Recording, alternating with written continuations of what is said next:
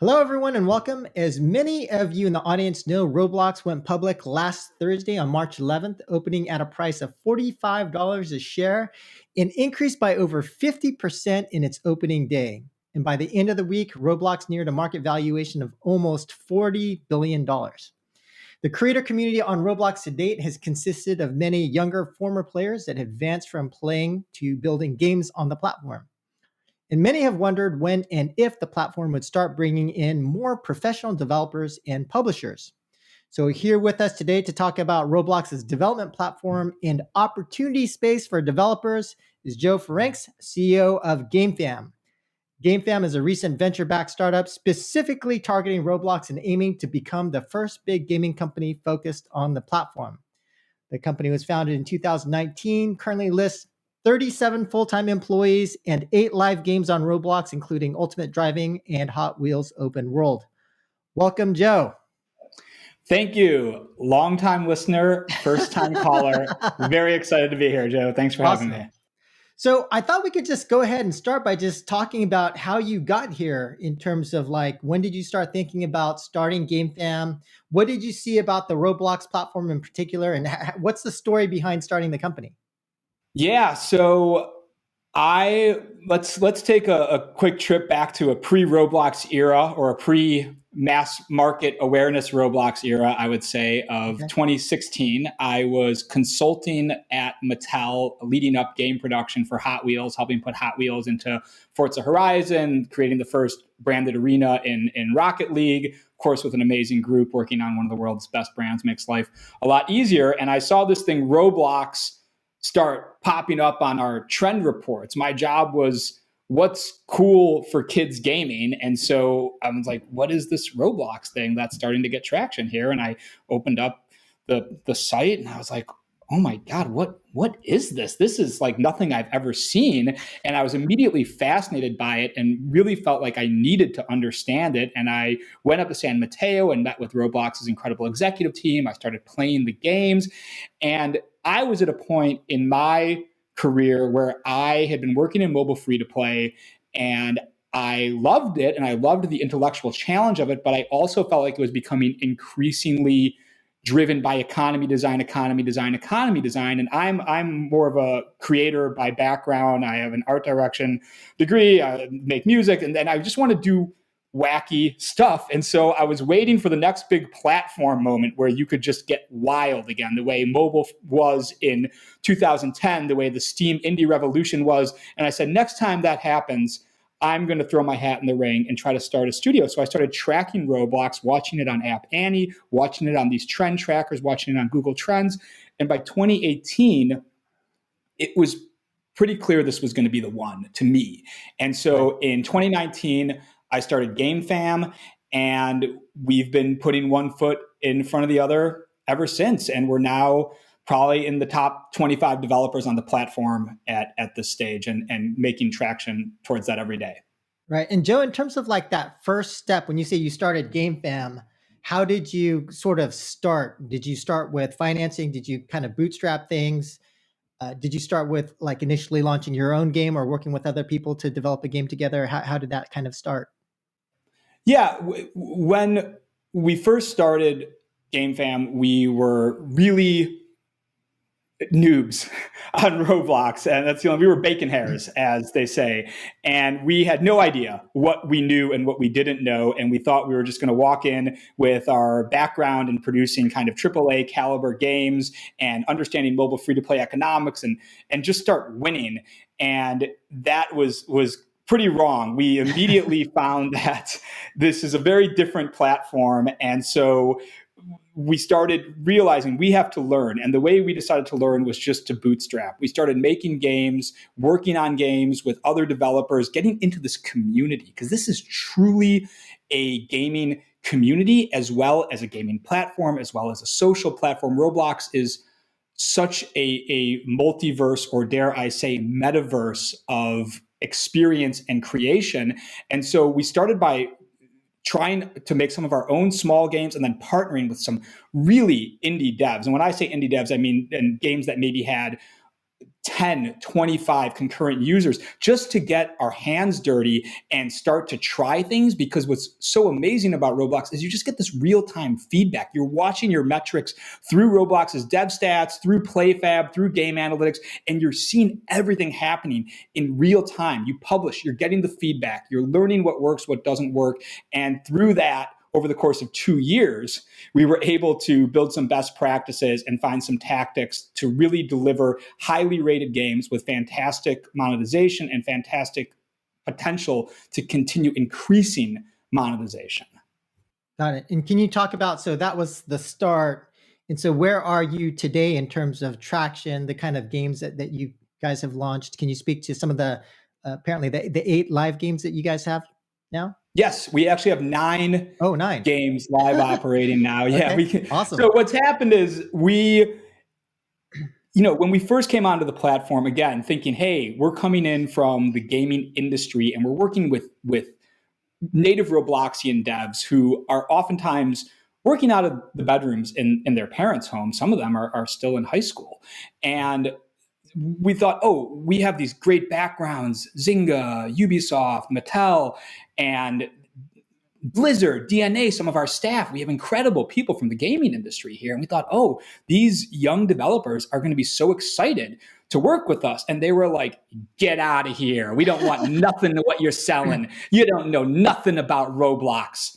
And so, what we did, right, is we started very small and started proving that we could add value to games. And so what's happened is as that has grown step by step, row by row, these Robloxian developers have started coming to us finally and saying, hey, we've heard you guys know how to monetize. You guys know how to increase retention. You guys know how to grow communities. Can you help us with our game? And so that's why we continually are now adding new games into our portfolio. Where we're at right now, we had 3.5 million visits to our games yesterday on a Monday, which is the lowest performing day of the week. So our portfolio is actually growing so quickly, we don't even know where it's going to be, 5 days from now, 10 days from now. We are in the 6 figures in monthly revenue, and we are just growing in terms of the staff and in terms of the games and the quality of the games every week.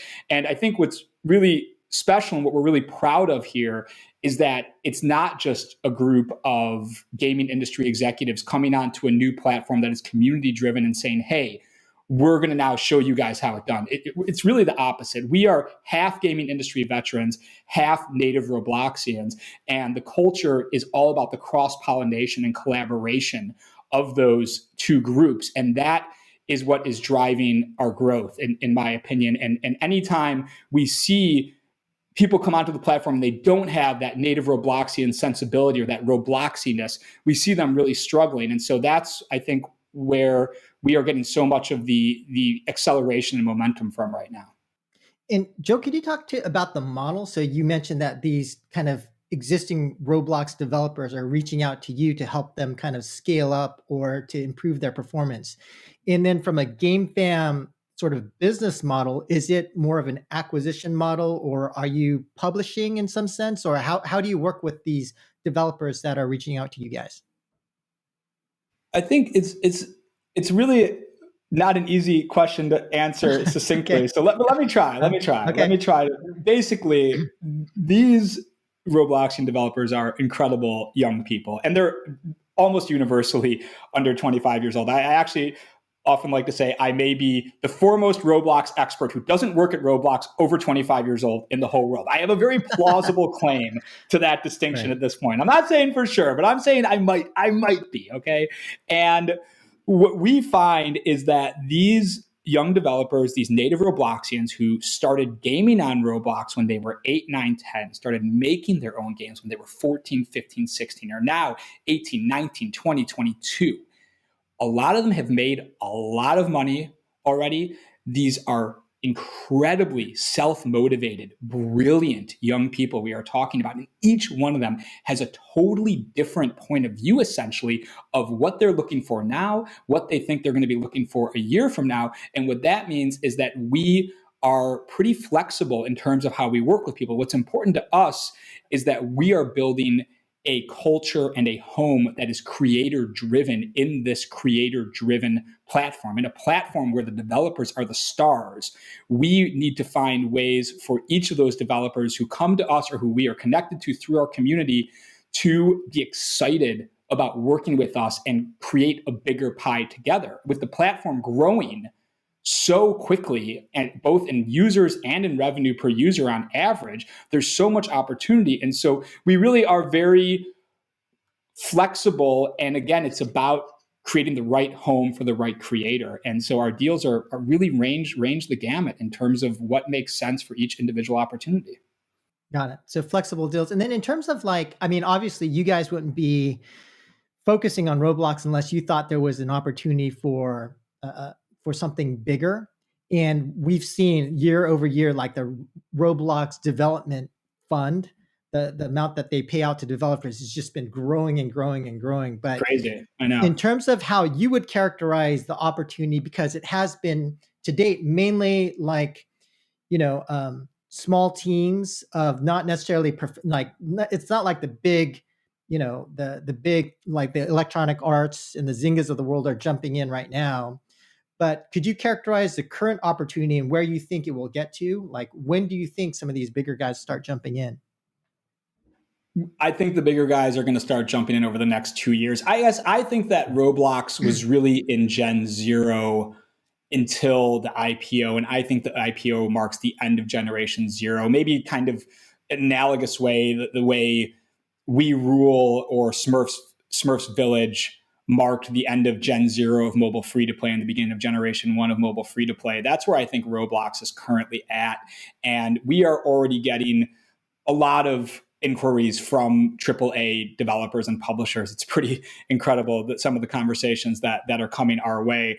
And so I think it's going to take another couple of years. The economics are very different. And so big companies are going to struggle to make sense of that. We are, of course, here, Holler, to help you think it through. But that is what I expect, is the revenue per user to continue to grow, the size of the platform continue to grow, the economics of the platform are kind of in proportion to the revenue potential of the platform right now. And so we have always believed this is a place that has amazing profitability. And over the coming years, we're going to see the scale of those profits continue to skyrocket. So we're pretty excited to have a foothold here right now. Got it. And in terms of like the developer community itself, could you characterize what does that look like? And then in terms of the team composition or sizes of teams, how that would differ from other platforms. And, for example, one thing that we know is that Roblox does take a little bit more of a percentage, but they also provide more in terms of infrastructure. And so you don't have to have a server guy or all these other types of infrastructure types of people. So how would you characterize the kinds of people in the developer community, and then the differences in terms of the teams that are developing relative to other platforms? Yeah, most Roblox developers, and we are the first professionally managed, fully dedicated Roblox developer and publisher. We know that it's weird. It's weird to say, but that is who we are. We started this business 2 years ago, and I don't even know if there's anyone else quite yet doing it. And there are some incredibly successful Roblox native studios, though, and they don't necessarily have kind of a publishing focus the way we do. And they are generally between 3 and maybe up to 15 people. Some of the biggest ones might top out a little bit bigger than that, although I'm not sure how efficiently managed necessarily all of them are, because what you're talking about is groups of friends, usually college students, and let me just add, brilliant college students, much smarter and more motivated than I was when I was in college. And they are forming teams to make projects originally for fun. And then maybe in the last 2-3 years, people started to realize, wait a minute, there's some real revenue opportunity here for small teams. And so they are now trying to evolve themselves into businesses, or I think, which is a really great opportunity, is to come work with us, and we can help evolve them into businesses as well. And that's what we're seeing in terms of team size. So yeah, it's a lot quicker right now to develop a what we call triple R Roblox game necessarily than a triple A free to play mobile game where you're competing against Genshin Impact. Obviously, that's a different scale of team and development process. And so that is what is exciting to us, is that we can move very quickly, we can try things, we can afford to just be more creative, let people follow their dreams and visions on this platform right now. And that's, again, the kind of culture and the kind of team setup that we are trying to build here at Gamefam. Yeah, one interesting thing I noticed when I talked to a Roblox developer, his name's Breza, you're probably familiar with him, but one of the things that he mentioned is that on Roblox, the way that some projects come together, it's not like if we're trying to build a console game or a mobile game where we have to form a team, form a company, and do all this kind of stuff. But some of the teams form a little bit more organically around specific leaders or projects. And is that to your point before about when you talk to developers, you try and structure kind of flexible deals? Is that part of the calculus that goes into, or part of the environment that shapes the kinds of deals that are being structured with some of these teams? In terms of like, you don't have to have, or many Roblox games may not have a specific like corporation or specific structure, for example. Well, that's going to be its own bag of interesting fun in a few years when that all shakes out in terms of some of the more formalized aspects of what that means. But I think that, by the way, yeah, I met Baretza a few times, and I actually had a chance to speak with everyone who was on your podcast. Nice. You know, a couple of whom I've spoken to now multiple times, and that's the thing about Roblox, is that we all know each other. And to me, being not of this generation, of this Robloxian generation, right, it is really. And I want to circle back and answer your question, but it is really an incredible privilege to work with these people and to now be part of this community. And we really did pay our dues over the course of 2 years. Of course, some people were a little surprised when people with a few gray hairs are coming onto the platform. That was a totally new experience and could be a little even jarring to some of the developers. But I think when they saw that we're really here to create amazing experiences for an amazing community, that is our call to action. That's our mission statement at Gamefam, and that we have run really an exemplary business and been an exemplary community member, in my opinion, and it's so important to us. And to answer your question, is that the way we have grown is through word of mouth within the community of people wanting to work on teams that are organized, goal-oriented, and fun to work on. And it sounds so simple, but it just means to have an incredible stomach for the whimsy of creation and of game development in a way that really, I think, free-to-play mobile can't afford in a lot of ways right now. And so it's just a totally different mindset. You have to really deprogram 10 years now of mobile free-to-play orthodoxy to build high-performing teams on this platform. But what happens is we have met with a lot of people. We've had a lot of community members come through Gamefam, especially during the early days. We had to meet people, try working with them, and over time, we were able to figure out, okay, these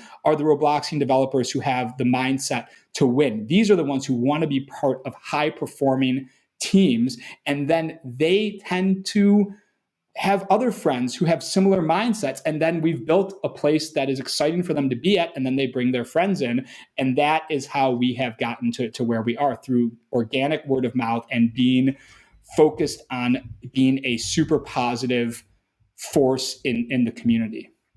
Yeah, I guess my point was more that it seems that because did I you not guys answer your question? Oh, no. You did, but I think the point I was trying to make, and I'm trying to pay you a compliment actually, because please go ahead.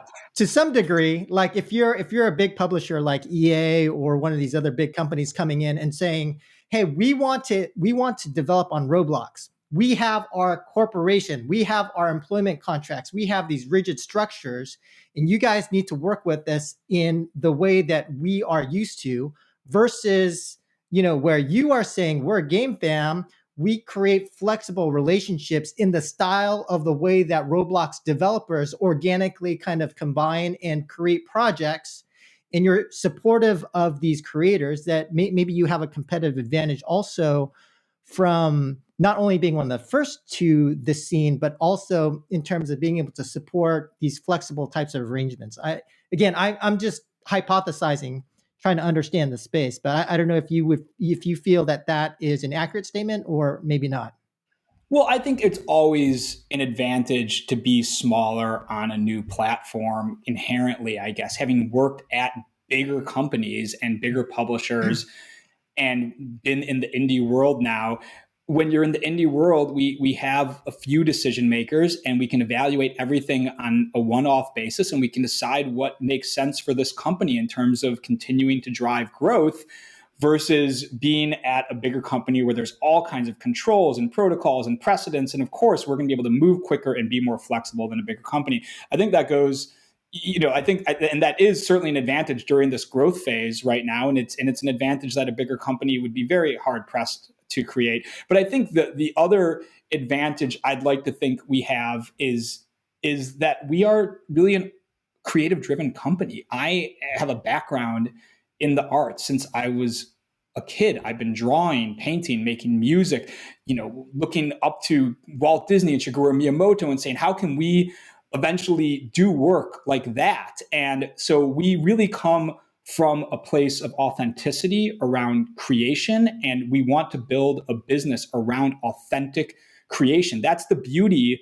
And I don't mean to get on too big of a soapbox here, and forgive me, but to me, that is the beauty of new platforms. New platforms create the opportunity for new ideas, and we are dedicated to building a culture here that is going to thrive on new ideas and have the courage to pursue things that are from the minds of the most creative people who understand this unique audience in a way that those of us who didn't grow up here never will. We always say it's like coming to Roblox as a professional gaming developer. It's like moving to France as someone who's lived in the United States your whole life. Okay, you can move to France, you can learn to speak French, you can marry a French partner, you can get a job at a French firm, and you will be French. But you'll never be French the way your friends who were born in Paris are French. And that's okay. We respect that. We are leaning into that. That is something that we are comfortable with, and we can eat that piece of humble pie and be excited about it. Yeah, I think there's an interesting notion that speaking about creativity, and when you think about, like, for example, I think one of the most exciting things about Roblox to me is that if you are, to your point, somebody who's very creative, but maybe you're 16 years old, or maybe you're a few people. And right now, if I have a creative vision that I want to manifest into a game like on console, well, that's going to be $20 million, 100 people. You got to take care of all these things in your mind in terms of server, netcode, all the stuff. But now Roblox has kind of shrunk the sort of vector to manifest a creative idea into something that is a lot more tractable and capable for even somebody who's very young. And you got to think these younger kids are much more creative than a bunch of old guys that have access to capital and teams and things like that. So I don't know whether you how you feel about that, but would you say that that's pretty fair? Yeah, I think that is why the next genres are going to come off of Roblox. Roblox Right. is already speaking in a completely new and unique in language of gaming, of socialization, of interactive entertainment. Roblox doesn't even call it gaming, right? Roblox calls it human co-experience because it really defies boundaries. And what this means is it's going to call for all kinds of new ideas. And when you're talking about UGC gaming, that means anything goes. And when anything goes in this market, in the gaming business, where the demand and hunger for novelty is insatiable and where the newest ideas are constantly breaking through, Roblox is going to launch the next generation of super hit franchises. There's no doubt about it. And we are hoping to be there supporting those creators in building those franchises out into sustainable, scalable businesses that can delight and entertain and change the world. Right. And maybe we could speak to that. Like, so right now, in terms of the types of games and what is achieving success on the Roblox platform, could you talk about what are some of the types of games or the secrets to achieving success on Roblox right now? Well, it's funny. So I think there's a few tried and true genres, and those genres are in a lot of ways, I think, driven by fashion and somewhat unpredictable in terms of what games are going to become super hits. I mean, it's one thing to get into, idle clicker, or in the Roblox parlance, simulator, is a tried and true genre on Roblox. And it's not necessarily difficult to make a simulator game that can catch on and make a few $1,000s, but to make a simulator game that will catch on and make a few $1 million is sometimes a bit of a black box. I mean, we have some insights into it, but I think from the outside, it would be almost impossible to decipher why some simulators explode and some don't. But the bottom line is that anything goes. I mean, we just added a game into our portfolio about 2 weeks ago called Little World. I mean, there's a lot of truisms on Roblox. One of the truisms on Roblox is people want to play as their avatars. In our new game, Little World, which was created by 3 19-year-old Lithuanian family members, you play as a bug. You start as a ladybug, and you level up into being a super powerful scorpion, and you go through like 100 bugs in your leveling process. And everyone in the server is a bug, and you can walk around and you can eat leaves and gain XP. You can play mini games. You can just fight other bugs wherever you kind of want to throw down. You just go one-on-one against one of the other 40 players in the server in these little bug fights. Breaks all the rules of what we think of when we check our boxes of a hit Roblox game, and yet it blew right up to the top of the charts and is sustaining an incredible audience of over 1 million players per day most days. And we have already had a chance to partner with this team to bring them into the Gamefam production processes, and I'm really proud to say that in the first week of working together, we doubled revenue per player, and both last Saturday and the Saturday before were the highest earning days in the game's history. And so that is what's going on Roblox. Is we open up the platform homepage every morning, and every morning I'm face palming saying, this is the next super hit. I could have never thought of this game. How are people coming up with this stuff? It would never even occur to me in a million years. But that's the power of UGC. That's the power of opening up creation to anyone who isn't hamstrung or boxed in by the creative guardrails that those of us who've grown up in the gaming industry now can't think past. And that's not a bad thing, right? We're trained to make games in a certain way, and that way works, and that way works for bigger gaming businesses. And now you're talking about literally millions of young people who are just waking up and saying, I have a cool idea. I'm going to get together with my friends and just make it and see what happens. And that is creating incredible new hits like Little World, for example. Got it. And maybe speaking more to the development environment itself, and we kind of talked about one aspect of it, which is a lot of the infrastructure back in, supporting services, Roblox just kind of takes care of for you. But could you speak in terms of, for the audience that isn't that familiar with how you develop for Roblox, could you speak about, some of the kind of general development environment itself and how it would differ from developing for PC, console, mobile, things like that? Yeah. So the Roblox platform is really an incredible publishing system. And it starts, of course, in Roblox Studio. So it's a closed loop publishing platform. You develop in Roblox's own development tool, and then you publish onto the Roblox platform across mobile, Xbox, and PC, depending on which platforms you want to be on. That's up to you. And Roblox Studio, as you were saying, has a significant amount of authorship already built into it, and especially the multiplayer networking is all taken care of. So as you were saying, we don't have server-side engineers, although from time to time, especially as the games are getting more sophisticated and more complex, which we will see an acceleration of in the coming years and months and years, it's going really quickly, we are starting to build our own server technology overlaid on top of what Roblox already provides, because we need to be pushing production values and pushing sophistication. That being said, Roblox Studio works in Lua.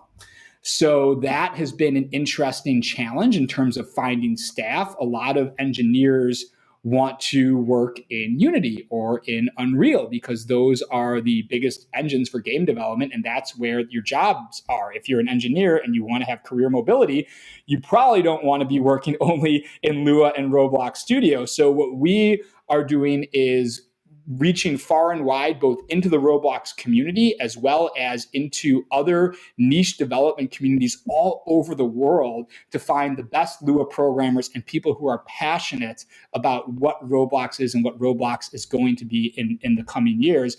And I think those are the biggest differences in development is working in Lua and working in Roblox Studio and the learning curve. I think the other thing to mention is we have had to onboard a number of former Unity developers into Roblox Studio. And that process is a process.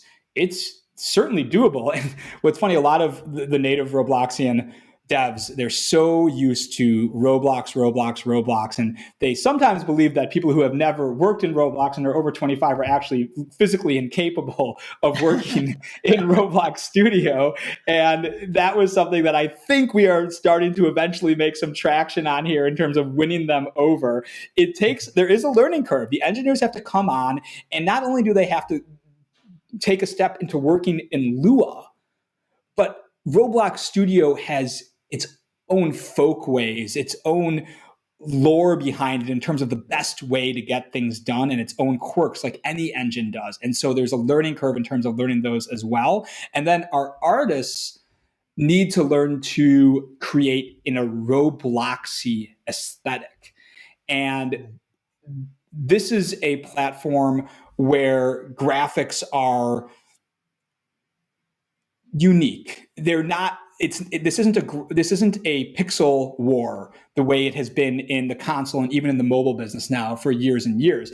There's an aesthetic that we call kind of the house aesthetic, and then there are many variations of that house aesthetic. And the thing that you don't want to do is you don't want to step into a wholly unique aesthetic. I mean, you can. It is a massive risk because the host may just reject the organ in that case. People are coming to Roblox, players are coming to Roblox, and it's not just kids, right? We have a huge teenage and college age contingent playing our games, and more literally every year as players age up with the platform, but they're coming for a certain sensibility, right? And so bringing your AAA perspective to Roblox, it'd be like giving, Martin Scorsese your TikTok account. It just isn't going to quite feel right. It might be great, but it's not going to be what the audience came there looking for. And that's a risk that people can decide to take. But we are focused on authenticity. And so authenticity to us means pushing the Roblox aesthetic forward, charting new ground, like our Hot Wheels game. A lot of people say it's the best looking game on Roblox, but it still feels like a Roblox game. Players still take it at face value as a Roblox game, just a really gorgeous Roblox game. So would you say that when it comes to the development environment or developing for Roblox, in terms of like having come from developing on other platforms to Roblox, what are you sort of missing? Is it the level of graphical fidelity and being able to get that into a Roblox game? Or what are some of the other kind of development or technical issues that you wish you had in Roblox that you potentially have in other platforms? I would say that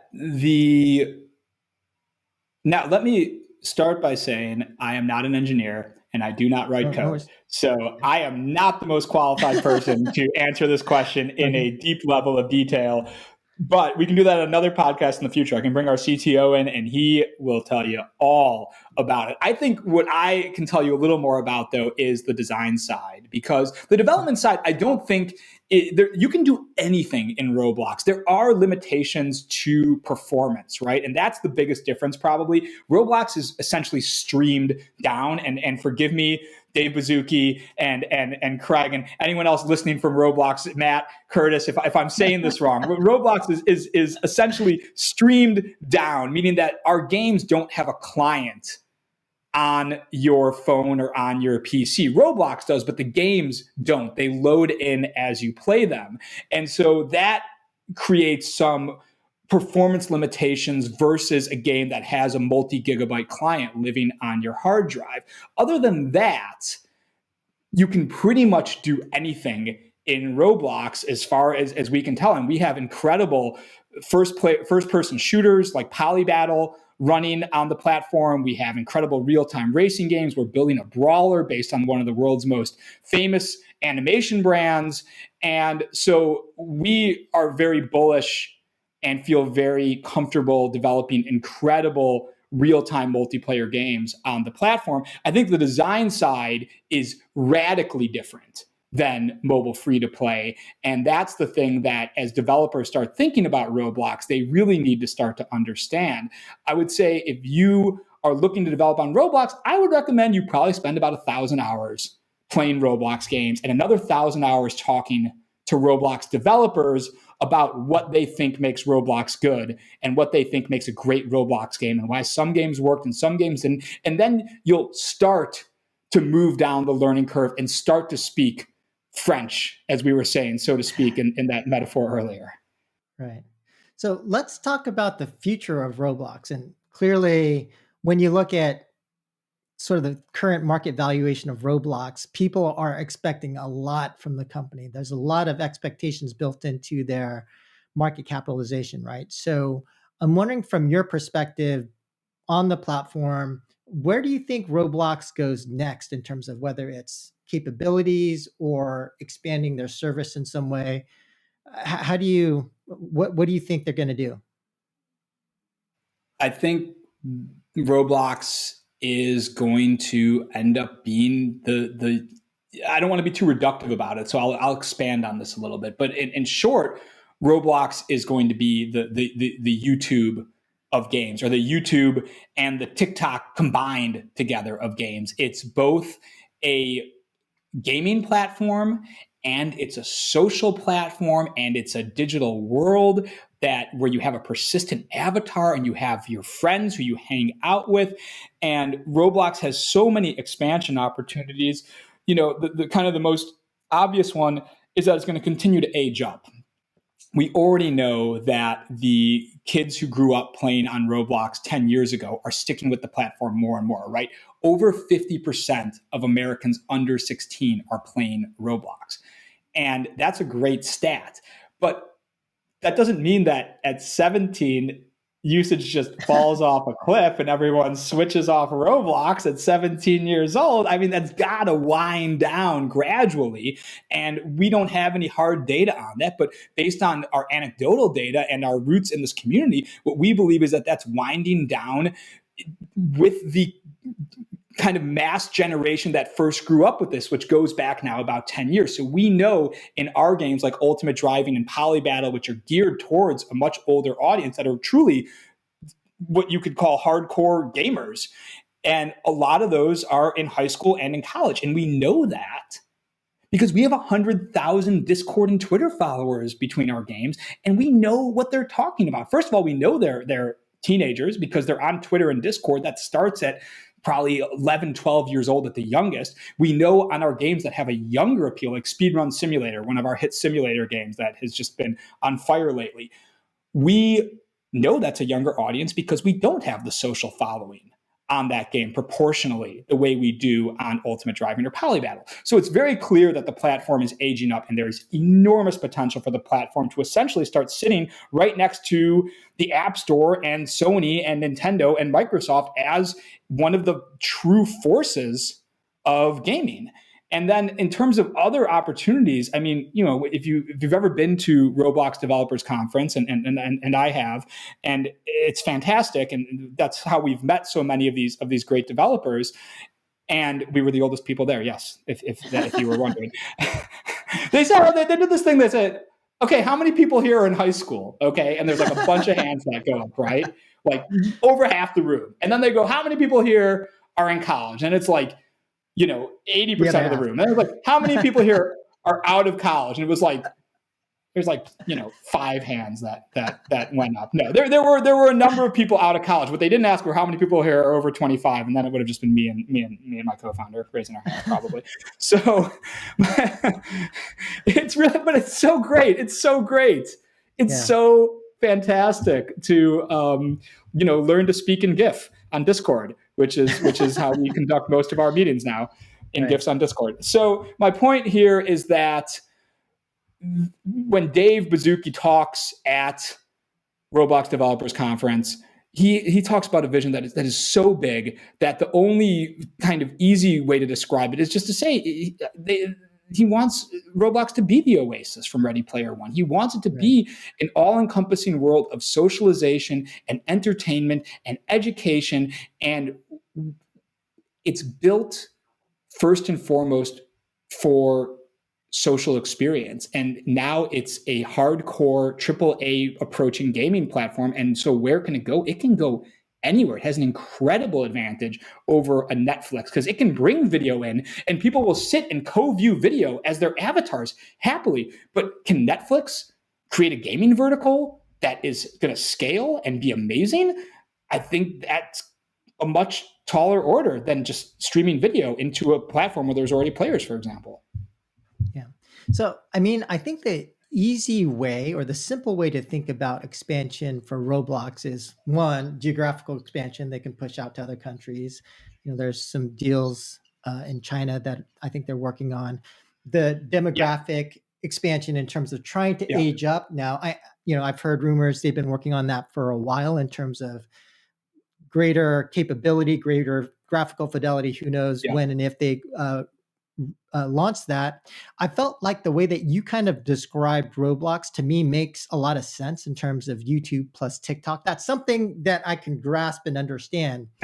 But I think the thing that that I'm, just to be honest, kind of skeptical about, but I know Dave Baszucki is talking a lot, is what is this metaverse? Because it can mean so many different things. So do you have, and I kind of get the way you described it. It's a place where you kind of do all these different activities and where, I kind of get that vision, but more practically and based upon your interactions with different folks at Roblox, because Dave keeps talking about metaverse. What do you think that actually means in Roblox? Or is that something, do you think it's just going to be more further off in the future? No, I mean, I think to me, and the metaverse is a very trendy buzzword, and it's great. As people in the metaverse business here at Gamefam, we're glad people are buzzing about the metaverse. And we can talk about NFTs later if you want as well, because we love that too.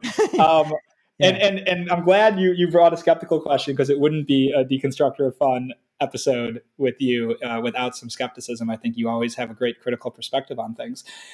I think to me and to us at Gamefam, what a metaverse is a digital world where you exist as a persistent avatar. Of course, that avatar is dynamic. That avatar is whatever you feel like being on any given day. For a long time, I was Seth Rollins from the WWE, an official Roblox skin. And then I put a flamingo's body with a Cyclops face and the hat from Lil Nas X on Seth Rollins' legs, and that's my avatar now. And I get a lot of compliments about it. And my point is, your avatar can reflect however you feel, but it comes with your username attached to it, and you start to build a digital social life here, but then you do things together as well. And so you can play games together. You can play a casual game like Gamefam's Hospital Life Roleplay, which is literally just a laugh factory of nonsense roleplay going on. Kids are picking each other up in stretchers, pushing each other into the X-ray room, zapping each other with ray guns. Why are there ray guns in a hospital? I don't know. This is what happens sometimes on Roblox, and it's awesome.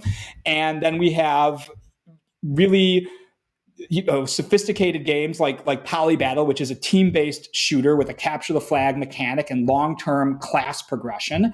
And then there's online shopping malls where you can just walk around in 3D and shop for your avatar. And then there's the Lil Nas X concert where you can go with 33 million people and see a pop star put on a unique performance that is only available for a certain number of showings, just like in real life. And that, to me, is what is a metaverse. A metaverse is a collection, right? Even in the word metaverse, a metaverse is a collection of universes. And so I believe for this generation, this kind of 7 to 17, Roblox is already the metaverse, and we are just starting to catch on to what a BFD that is here in the over 25-year-old business world. Got it. Okay, so I thought I could next ask in terms of Gamefam itself. Okay, so you've got traction, you've done a incredible job of kind of growing your presence on the platform, building the community. So what's next for Gamefam in terms of how you evolve from here? So what we are doing right now is we are running our live operated portfolio of 9 games. That portfolio tends to be growing on almost a weekly basis lately. We have teams attached to each of those games. We are shipping features and improving KPIs in each of those games. We have 100% success rate at improving revenue per player so far in the last year on the platform. It took us a long time to learn what works. Let me just say that what works in free-to-play mobile is semi-irrelevant on the platform, but the thought process of how to look at a game and understand what players need and create value for those players and then capture value as a company, of course, is the same across all games and all platforms. So we've got a really dialed in lock stock process for that right now. And of course, it goes without saying that it's a moving target all the time. We need to remain flexible. So that is our first priority every day, is continuing to grow our games and be the best possible partners to our creators at the company, whether those creators are full-time employees or whether they're our equity partners or whether they are our marketing partners. And then our next focus is on our branded games and our suite of productions in process with some of the top brands in the world, and making sure we deliver on our mission statement of amazing experiences for an amazing community. And then we have our creator-driven prong of the portfolio where we have had a number of top creators come in and say, hey, we know how to make this kind of game, but we have no idea how to maximize revenue or build a live operated sustainable code base or content plan. And we've said, well, great, that's what we love to do. We always say, let our old brains think about process and organization and the business side of things, and let your young brains just run wild with creativity and development. And so that is our I guess an equal priority is launching those games. And so we've had now 2 years on the platform, right? We've moved down what was a very steep and long learning curve to really start to, I think, understand what Roblox is, what Roblox wants, and most importantly, be positive contributing community members as developers, as players, as business partners here. And so our goal over the next year and 2 years is to launch the next generation of super hit franchises that are going to come off of Roblox and be a great partner to Roblox and part of their incredible story that they're building here in the history of the entertainment business. And, just wanted to also add, that my personal goal is always, and it's really important for me to always say this, is my personal goal every day is just to build a happy, healthy, positive work environment for our developers, for our business people, for our creators. That is the thing that I get up and think about every day. And knowing if I can do that, that the company is going to continue to thrive the way it has been and go on to hopefully deliver our mission statement, amazing experiences for an amazing community. Got it. Now, one of the things that we've seen in previous gaming platforms, like whether it's social or PC, is we've seen like games from those platforms come to mobile or come to different platforms from other platforms. A lot of old Nintendo DS games came to mobile, for example. A lot of these, old Facebook social games. And so from a Gamefam perspective, as you're helping enable these new creative experiences on Roblox, and as you develop this relationship with a bunch of creators, are you also thinking about potentially taking some of these things off of Roblox to other platforms, or is that maybe more in the future? Yeah, I mean, I think when we think about what we're doing here, right, we're building communities, we're building brands, we're building free to play game designs that in theory could live successfully everywhere. We believe Roblox is by far the best place in the media business to launch new brands and new products right now. And we have worked so hard to get to a place where we finally feel confident at truly investing in these big new ideas that we're working on. And once those are out and running, our first priority is to grow with Roblox. Roblox is exploding. There's only so many hours in the day to think about where we're going to go next. In the long run, we are developing deep core competencies in UGC gaming, right? UGC gaming, we believe, is going to be a major segment of the entertainment and gaming and media business over the next 10 years. Mobile free to play basically didn't exist, right, 12 years ago. And now it's approaching a $70 billion a year consumer business. We expect UGC gaming to take that same form, and we expect Roblox for the foreseeable future to dominate that business. And so we are fully dedicated to Roblox. And in the future, we would never limit where we go as a business. We have huge dreams, and we are going to go where we can achieve those dreams. And right now, that is definitely Roblox. Got it. So Joe, thanks so much for your time. That's all the questions I have. So maybe as a final comment, do you have any final words of advice for current or aspiring Roblox developers? And if they were interested in working with Gamefam, how could they get in touch with you? Yeah, I mean, my advice is if you want to make a Roblox game, whether you're 12 or whether you're 72, you absolutely should do it. If I said anything differently, I would not be being authentic to what I believe. I believe if you want to create, you should create. It's as simple as that. There's no need to have a business plan. There's no need to think about where it's going. If you need to create, you need to create, and you should do it.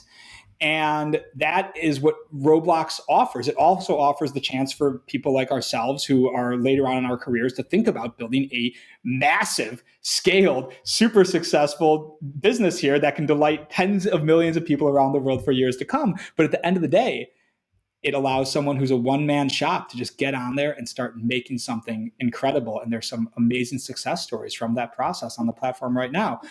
In terms of getting in touch, you can go on our website or find me on LinkedIn. I'm always happy to chat with aspiring creators. Please don't hesitate to reach out and add me and at me on Twitter. It's just my name, Joe Ferencz.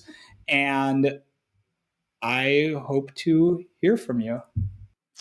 All right, Joe, thank you very much for your time. There you have it, folks. Please stay tuned. Follow Gamefam, follow Joe on Twitter. And until next time, that'll do it. Thanks, Joe. Thank you, Joe.